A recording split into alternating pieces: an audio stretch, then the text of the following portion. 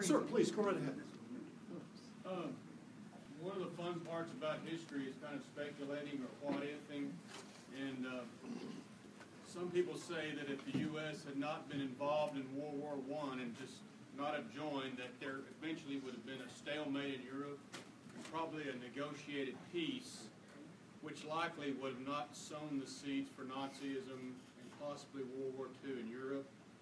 Is that reasonable to think those what-if lines that would have happened? Is there any what if? And in fact, that's something that clearly I'll be talking about with my students here as we wind up the course. It's interesting to think that most everybody thought the war would end in 1919, and that the war might drag out for even longer than that. If you read the scholarship, and Lord knows I haven't read every person who's ever written about World War I, but continental historians, British and French historians, tend to, if not discount the American contribution to the war effort. They do tend to suggest, and this will come as no surprise to you, that the Americans sometimes exaggerate our contribution to the war. Americans often claim that the American intervention was decisive. Given the fact, this is just my 2 cents, and it's probably not even worth 2 cents, it's probably worth 1 cent at best. Given the fact that the Germans very nearly won the war in the spring of 1918, I have to think that the American intervention probably did play a very decisive role. Perhaps the world would have been better if the war had dragged on a bit longer without the United States being involved. Perhaps things would have gone better after a winter of the Spanish flu. Goodness knows we've heard about that from Dr. Pearson tonight. Perhaps if the war had gone on a little bit longer, there had been more stalemate, more exhaustion. Perhaps there had been a less draconian peace. I bet every single person here would have an opinion on that, and that's just mine. All I know is this. There is the famous saying that history repeats itself. Yes, and it can always be worse.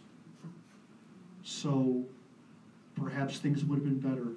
Given my deep pessimism from my years of study of history, I'm not so sure it would have been better. But that's just me.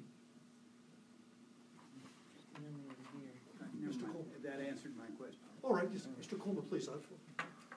Please. Yes, sir, yes. If the Crown Prince of Austria hadn't taken a wrong turn, would there have been a First World War?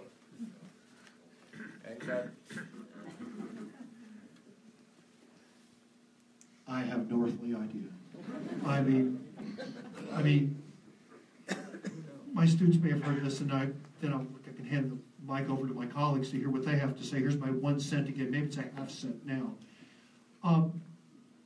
Almost always there's not one cause for anything in history, isn't there? And I like to think of the years leading up to World War I rather like a steadily mounting pile of trash. Every day there's more garbage thrown on the pile. The garbage in the pile of waste paper or wood does not cause the fire, but the bigger the pile, the more fuel, the more a little spark can cause a flame. There's no subject that I teach more complicated than the July crisis of 1914. It makes pretty much everything else I teach look like child's play. At any moment, decisions could have been made that would have taken Europe down the path of either a limited war or no war at all. Sarajevo proved to be that spark that turned into a flame. But again, that's just my opinion.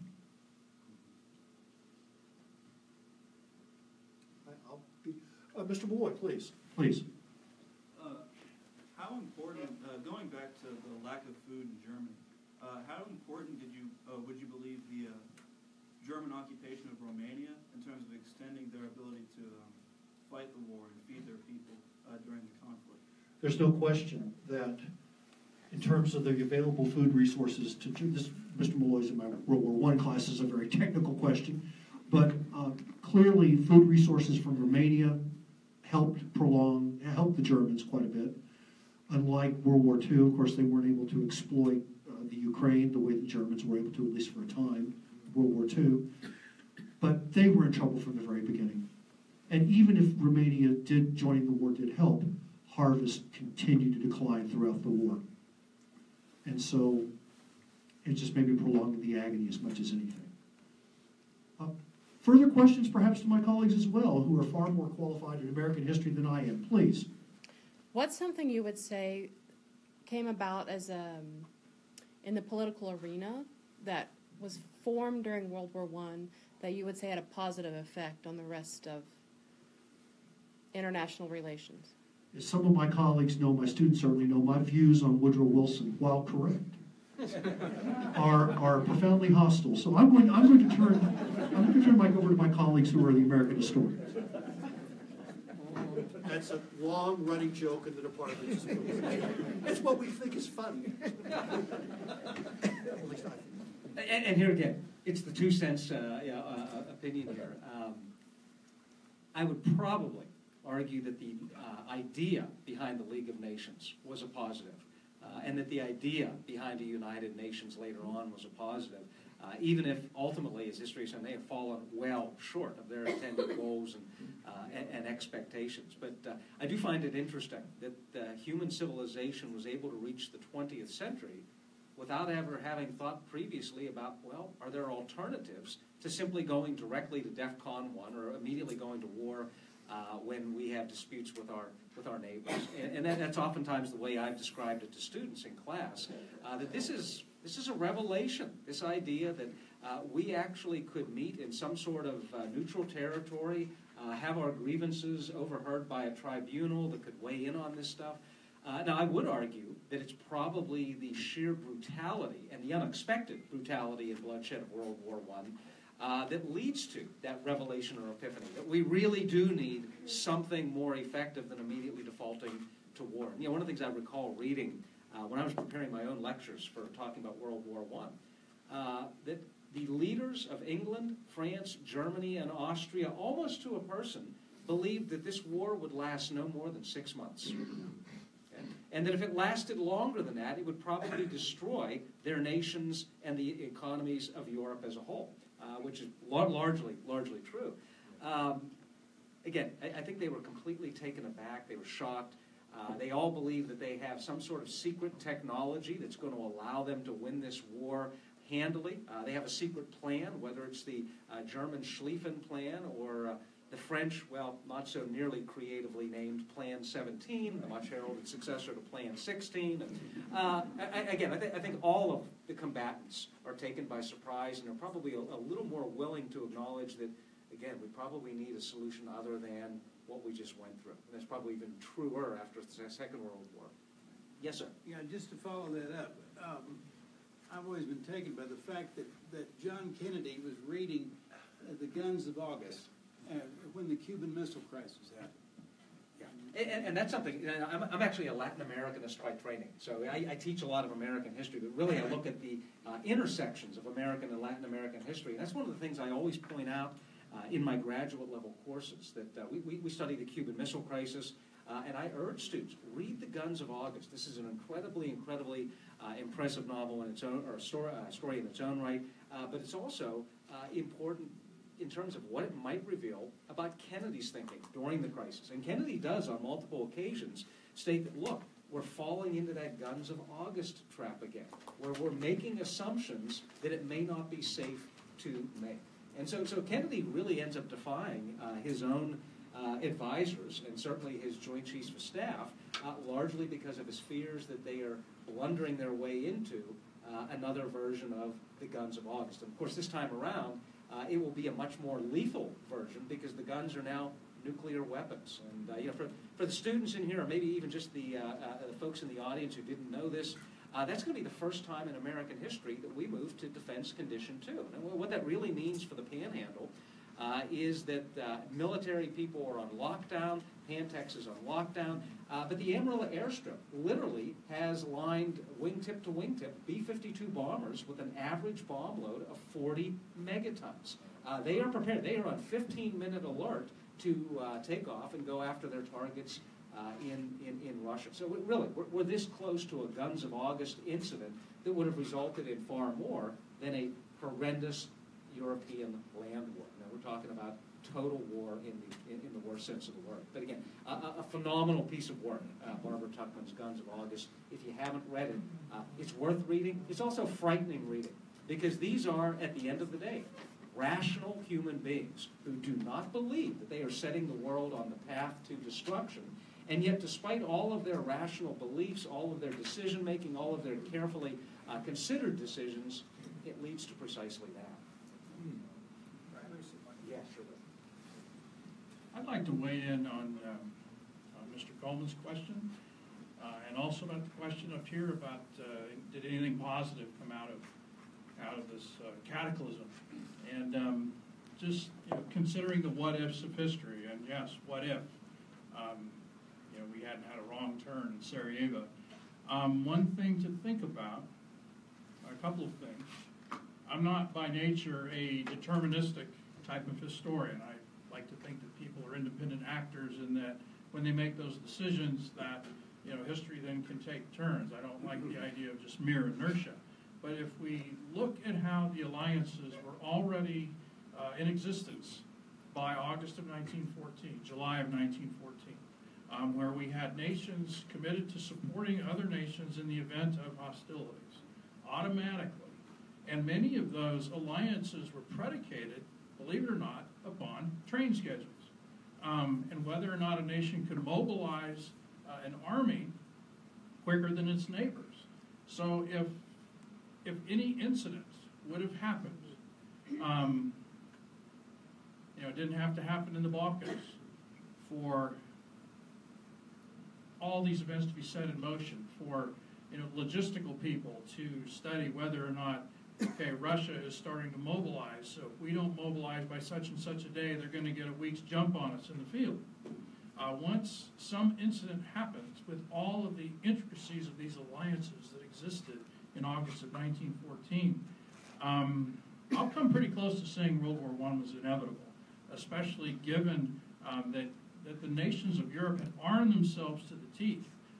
We talk about an arms race. Many of us have lived through the Cold War. We heard the term a lot, but the arms race prior to World War I think, was certainly a predecessor to that. It followed many of the same patterns. A briefer comment about the question about whether or not anything positive came out politically came out of the cataclysm of World War I in 1919, and I'm hoping. We've been talking with the museum that we're going to have an ongoing series of commemorations. I'm hoping we're just getting started here. And at some point in time, perhaps we will be able to talk about the consequences of World War I. And but just to try to field the question as best I can, the great powers sat down in the palace of Louis XIV, and they looked at a map, and they moved lines. And they believed very naively, very perhaps arrogantly, that they could resolve many of the conflicts that had, historically contributed to war. And with the perfect 20/20 hindsight, looking at the consequences of the Treaty of Versailles, at least no one has made a serious attempt to do anything like that on that scale since then. I'm trying to put a positive spin on it. That's the best I got. Any other questions? Yes, ma'am. What impact did the flu pandemic have on the war? What impact did the flu pandemic have on the war? That's a fantastic question. Anybody want that one? Talk more about the impact it has on society. Sure, so that's fine. Go ahead. You can do that. I'm talking about the war. Okay. I mean, at a basic level, the flu pandemic is kind of the, it's the forgotten part of World War I, where I think the estimate is somewhere between 50 and 100 million people around the world died as a result of the influenza. What was typically called the Spanish influenza. In the United States, 675,000 people died as a result of the flu, so many more than actual battle casualties. I'm thinking of the fact that you see kind of memorial hospitals popping up throughout the United States and so forth. So I think we forget about the vast number of lives that are gone as a result of that. And we talk about, I heard on NPR this morning, 17 million soldiers died, and then I thought, but it's at least 3 times that many that die as a result of the flu So I don't know if I can speak to the impact it has on the war itself, but the impact it has on society is tremendous in a way that we don't really, I think, talk enough about. By the time the flu really begins to take hold in the autumn of 1918, things are already awful. I mean, the Mizargan offensive, which was supposedly going to be a great American push, starts to bog down. If you've heard of the Lost Battalion, right? One of my very best friends growing up, her father was in the Lost Battalion. We were really lost, but it was still awful. So in terms of its actual impact on the course of the war, I don't think it was decisive. It was just one more awful thing that was taking place as the war, as I said, ground to a halt. Already in August of 1918, Ludendorff admitted in the so-called Black Day of the German Army that we're defeated. Peace negotiations were going on behind the scenes even before the Black Death. You tell them I'm a medieval historian, right? I'm talking about the Black Death. The Spanish flu is hitting. That's not to discount how horrible it was. My own family was touched by it. My father wasn't born then, but my grandmother lost a child. My dad was born in 1920. So it was terrible, but it was not decisive.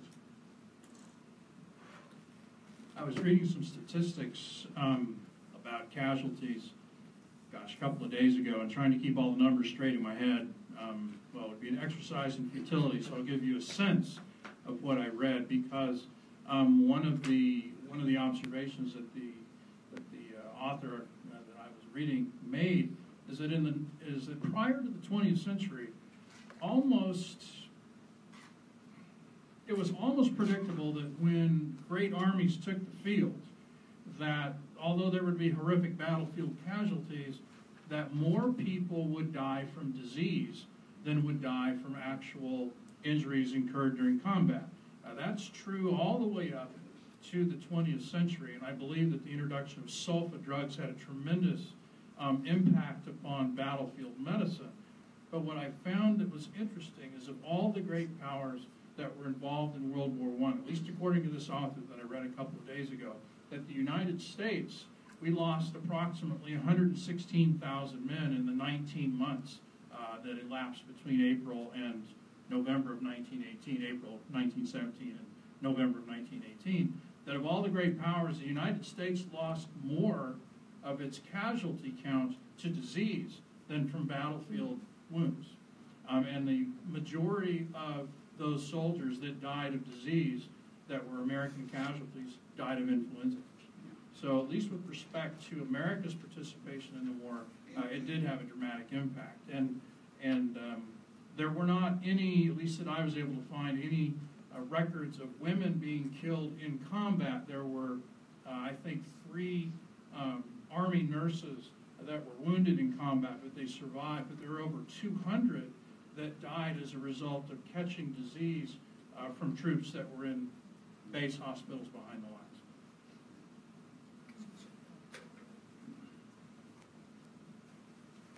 Yes, in the back.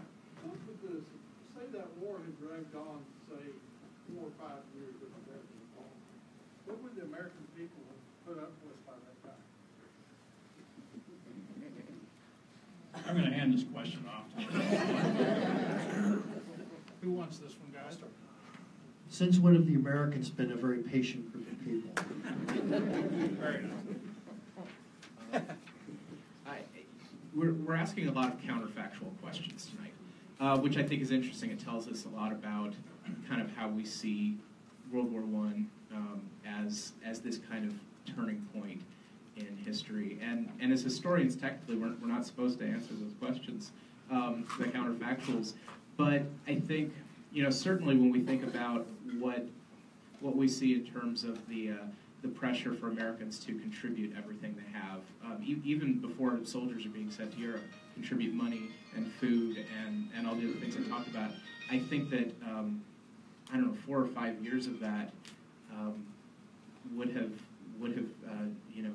created I don't know how to say it, a very different kind of home front and a very it would have created a vast amount of I don't know how to put it, but just kind of reaction to that. Anyone else want to take that one? I'll take See, now I've had 2 minutes to think about it. And I will answer the question. It's a great question. What if the war had dragged on for 4 or 5 more years? I will answer that question by saying the war could not have dragged on for 4 or 5 more years. Because if we look at, Germany is at the end of its manpower reserve. Okay, Germany doesn't have any potential allies that it can appeal to make up for its losses in manpower.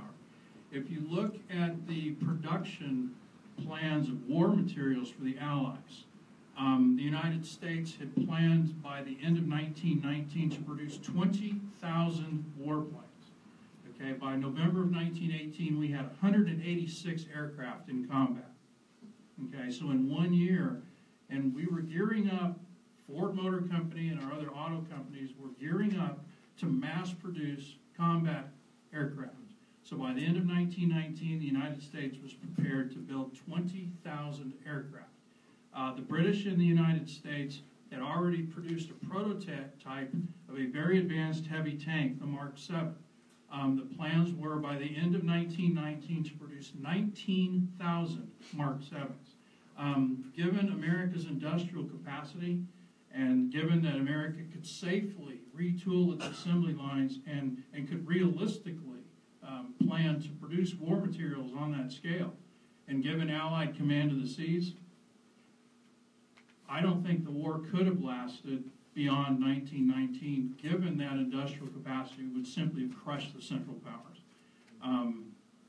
Germany didn't have any more manpower reserves upon which to draw. The Allies had all the cards. Other questions? Yes? Did the Wilson administration, did they have any legitimate reason to believe if the United States had not entered the war that it would have fundamentally changed American life?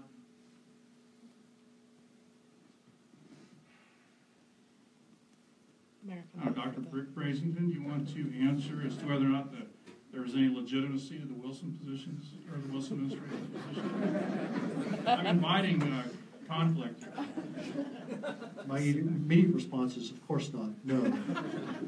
But let me make sure I understand your question. Would you repeat it, please, so I can understand it?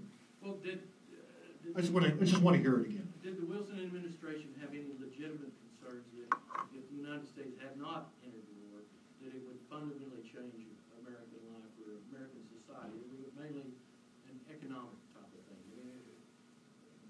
It seems to me that the whole thing was sort of petering out when we came in, and if we had not come in to the war, would it have changed American society? Negative. Okay, well, again, a counterfactual question. We did not know in the spring of 1917 that the war was going to last only 18 months more. And there was every reason to expect, particularly with the Russian Revolution going on, with Russia getting out of the war. In fact, the lecture that's coming up in a week or two in my World War I class is Russia out, America in. That it certainly did not look as if the war was going to end as soon as it did.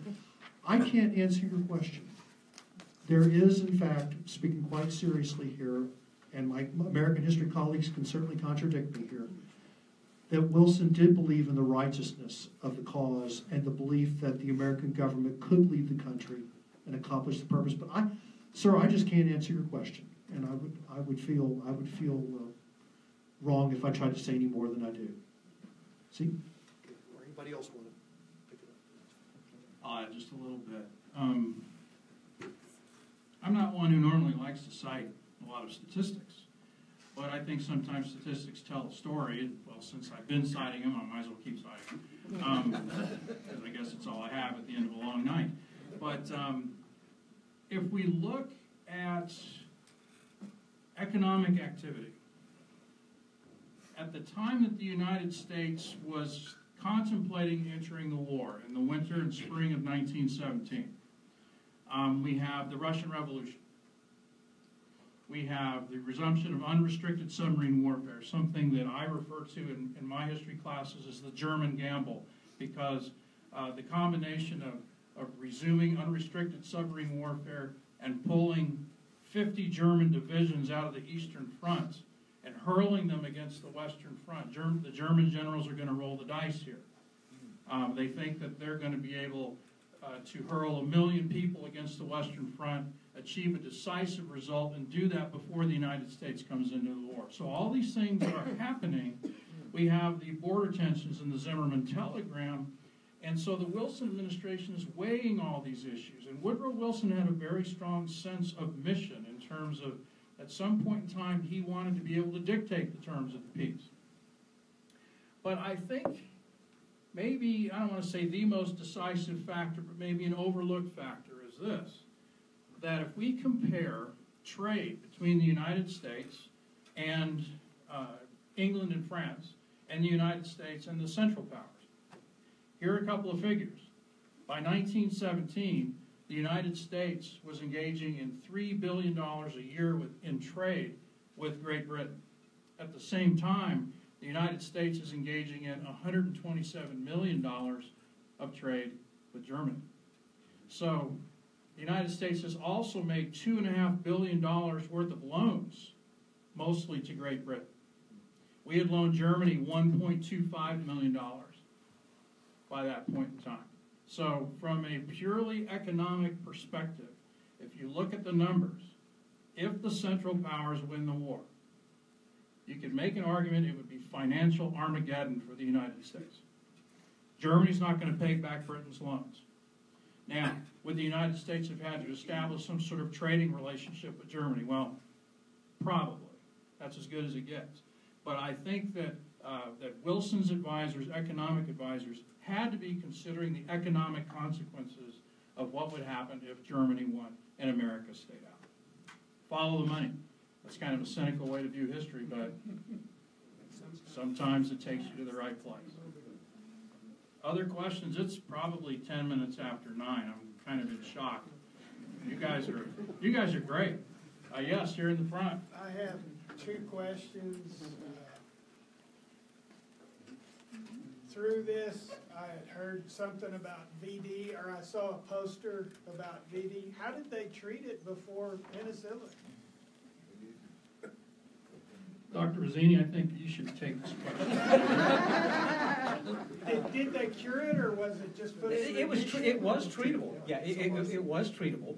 Although my understanding is that the treatment was something that would make grown men shrivel and cry.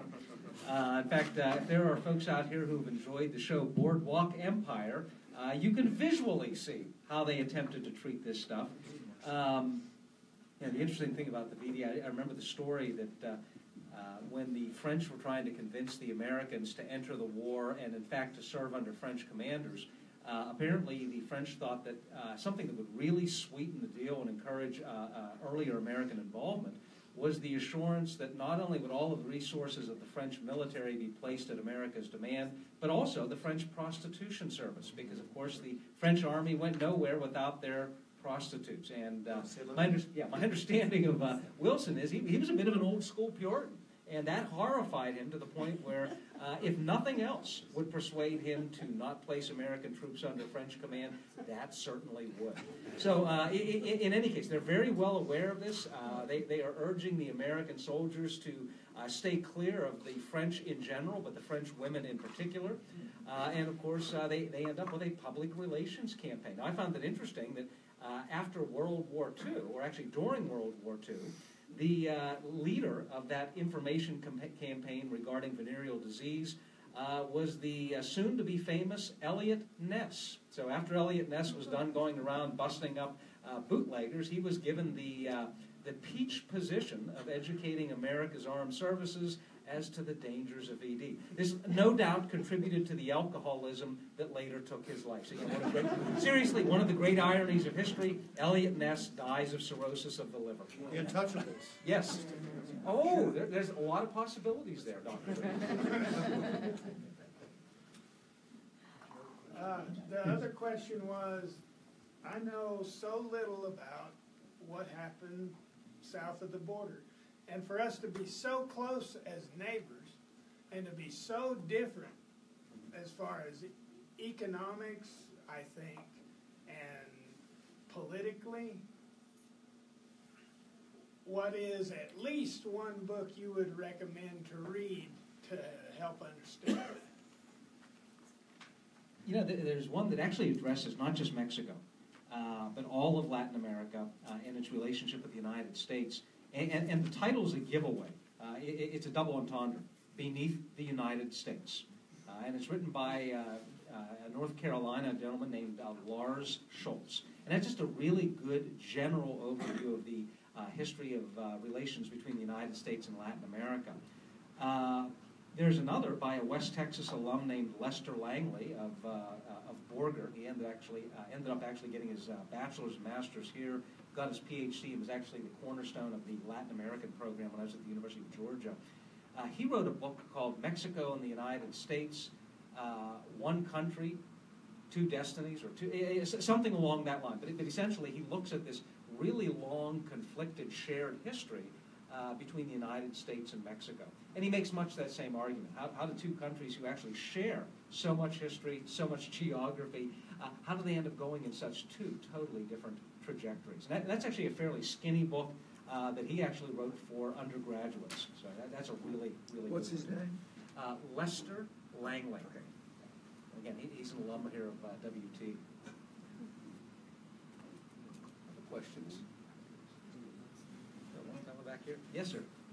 Dr. Brasington, you mentioned earlier that food was strongly concentrated in cities in Germany. But I'm also wondering, since a lot of Germany was ruled farmland, would it have been easier to get food off of those farms rather than, say, go to Berlin for a head of cabbage? Two reasons. Number one, harvests were horrible because there was no manpower. And that is an enduring problem, not just in Germany, but elsewhere. My students in World War I just read a document a couple of weeks ago, actually last week, a French woman writing her husband who was at the front about how they couldn't get the harvest in because there were not enough people to work. The second is the availability of fertilizer. The Germans they're able to eventually create anhydrous ammonia, they're able to synthesize ammonia, but not everybody's getting it. There's also, finally, the fact that the war effort is geared towards industrial production, not food. So there are all sorts of reasons, and they're all interlocked. But I suppose the most important reason of all is the sheer lack of manpower, let alone problems with transportation and everything else. Students of mine will remember that already in the summer of 1915, the Prussian Ministry of Agriculture in Berlin issued a flyers giving instructions to housewives as to how to catch crows and cook them. Crow, it's what's for dinner. Now, in a modern, sophisticated, industrial city like Berlin in 1915, when your people are being encouraged to capture birds and cook them, you have a problem. And there were still 3 more years to go with the war. If you're not depressed, we haven't done our job. Pigeon pie for everyone.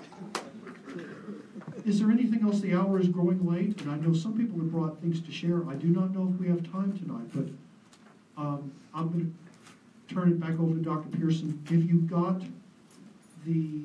I hope you did, the little handout, please do feel free to put down your name and your email address and any suggestions that you have, because as Dr. Pearson said, this is an ongoing effort. In partnership with the museum, in partnership with the community, we are here to remember history, and after all, it touches all of our lives. And tonight is the beginning of the war. Sadly, it's not its end. So, Dr. Pearson? Well, I'd like to say thank you for coming. We've had several events already this spring, and hopefully we're going to have a lot more. And I'd like to see as many people as we can get into this room come, and let's talk about this war. Obviously, it's a war that resonates because a lot of people came out tonight, and I enjoyed your questions. We all did. We're going to stick around here in case anybody wants to come up and bounce ideas and questions off of us. And I know that Samantha might have a couple of things to say about future museum events. And then I think we shall dismiss reluctantly. Wow, here you go, Samantha. Thanks. I'll be brief, don't worry. I just want to thank PBS, and I want to thank the WT Department of History for this event. I thought it was great, very educational, fun as well. And I I invite you to check out our website for future World War I programming. Our next event is going to be April 27th. It's called Changes in the Pages, and it's talking about literature as it relates to World War I. So I invite you to come to that. And I think that's it. Thank you, Shelby.